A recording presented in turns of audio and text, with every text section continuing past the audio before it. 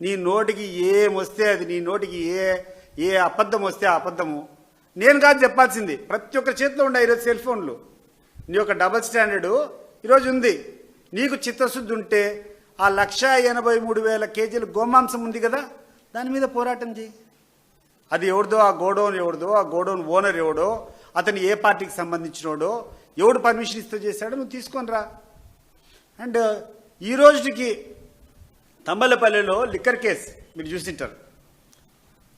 ఒక national highway మీద సమాంతరంగా ఒక లిక్కర్ తయారు చేసేటువంటి ఒక ఇండస్ట్రీ తీసుకొని వచ్చి పెట్టి పబ్లిక్గా వాళ్ళు దొరికితే ఆ యొక్క ఇన్ఛార్జ్ ఎవరైతే ఉన్నాడో, తంబలపల్లిలో ఇన్ఛార్జ్ ఎవరైతే ఉన్నాడో జయచంద్రారెడ్డి, ఆయనకు సంబంధం అని చెప్పి ఆ అన్నమయ్య జిల్లాలో ప్రతి ఒక్కరు, ఎస్పెషల్లీ తంబలపల్లిలో ఉన్నటువంటి నియోజకవర్గంలో ప్రతి ఒక్కరిని చెప్తారు అది ఆయనకు సంబంధం ఉందని.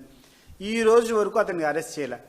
ఈరోజు ఆ కేసులో కూర్చొని జోగి రమేష్ని అరెస్ట్ చేస్తాం. ఏమన్నా ధర్మమా ఇది? ఏమన్నా కథనా? ఎప్పుడు ఎల్లకాలం నువ్వే ఉంటావు ముఖ్యమంత్రిగా? నీ పనికిరాని ఆలోచనలకు.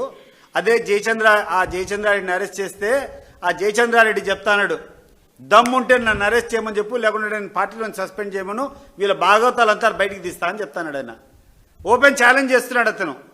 వీళ్ళకి ధైర్యం ఉంటే నా మీద చర్య తీసుకోమని చెప్పు, దీనిలో ఎవరెవరు భాగస్వాములు ఉండారో, నేను ఎంతెంత డబ్బులు ఇచ్చినానో, నా మీద ఈగబండి వీళ్ళ కథ తెలుస్తా అని చెప్పి మాట్లాడితే అతనికి భయపడి ఈరోజు అతని కేసులో కూడా పెట్టకుండా నువ్వు కూర్చొని జోగి రమేష్ మీద కేసు పెడతావు.